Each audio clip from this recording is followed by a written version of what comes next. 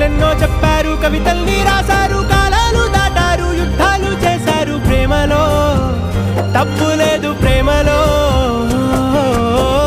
వేల వేల వెన్నెలంత నీదవాలి వెలుగునంత మోయమంటే నేను ఎంత రే.